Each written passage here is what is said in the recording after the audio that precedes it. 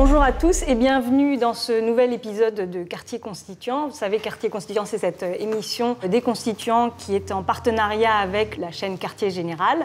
Et nous recevons chaque mois à peu près un nouvel invité autour d'une question en lien avec l'actualité qui nous permet de mettre à l'épreuve cette hypothèse du mouvement, du moment constituant qui est en cours depuis maintenant un peu plus d'1 an. Et surtout sur ses perspectives. Aujourd'hui, la question qui va nous intéresser, c'est le défi écologique, qui évidemment n'est pas des moindres et qui est sans cesse au devant de l'actualité.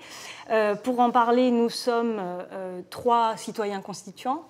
Nous avons donc Romain Dureau, agroéconomiste, qui vient d'un petit peu loin pour parler de questions qu'il connaît bien. Régis Portalès, tu es connu pour être le polytechnicien gilet jaune qui s'est engagé activement dans ce moment-là. Et tu publies des tribunes dont tu nous parleras peut-être dans le courant de l'émission. Je suis moi Manon Le Breton et donc nous recevons aujourd'hui comme invité Xavier Ricard-Lanata qui nous fait la gentillesse de participer à ce petit exercice un peu inédit.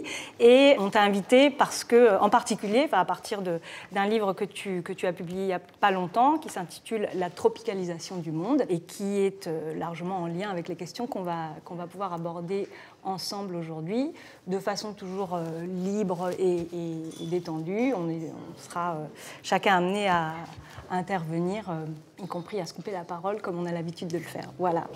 Bon, donc la question qu'on va se poser aujourd'hui, parce que j'oublie simplement de poser la question initiale, c'est l'écologie est-elle révolutionnaire ? Et il me semble que pour se poser cette question-là, on peut partir de ce qui s'est joué au moment du surgissement des Gilets jaunes, sur lequel qu'on a beaucoup glosé et depuis beaucoup commenté.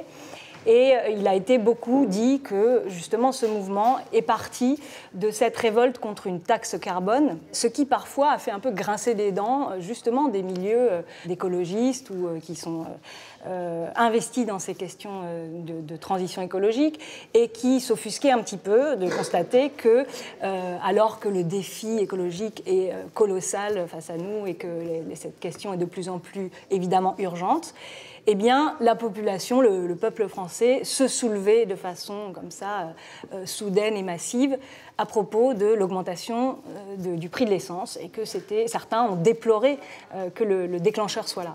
Nous avons aux manettes de notre pays un certain Emmanuel Macron qui a écrit un bouquin intitulé Révolution, donc qui est quand même un grand spécialiste de la question, semble-t-il, et qui a tenté, tant bien que mal, plutôt mal à mon avis, mais enfin ça on pourra en parler, de répondre à cette révolte-là par des mesures qu'il a prétendu tourner vers la transition écologique. Et puis surtout, cette taxe, au départ, était censée financer la transition écologique. Et là, il y a évidemment des choses qui ont été révélées par la suite qui ont montré qu'on était quand même assez loin du compte. Donc voilà, comment est-ce que on reste sur cette opposition entre la révolte populaire d'un côté qui serait par nature anti-écologique et de l'autre l'écologie qui doit finalement aller vers une suppression peut-être, une suppression progressive de l'essence et donc qui est incompatible avec cette révolte-là. Est-ce qu'on reste dans cette opposition ou comment est-ce qu'on peut déjà dépasser ça ? On peut partir de là. Xavier, qu'est-ce que tu en penses ? D'abord, je remercie évidemment les constituants de m'avoir proposé de participer à cette discussion à bâton rompu. La question de savoir si l'écologie est révolutionnaire ou pas me paraît absolument centrale. Je suis très content qu'on démarre par ça. L'écologie, bon, qu'est-ce que c'est que l'écologie ? Alors, la crise ou la catastrophe écologique imminente qui a déjà commencé, elle est par nature révolutionnaire, puisqu'elle va nous amener à des degrés de réchauffement qui vont transformer totalement les habitats à un point tel que toute vie qui jusqu'à présent nous semblait inscrite dans l'éternité, avec des modes de vie et des modes de production stables, va s'en trouver absolument transformée. Les climatologues du GIEC sont actuellement en train de plancher sur des scénarios à plus 7 degrés.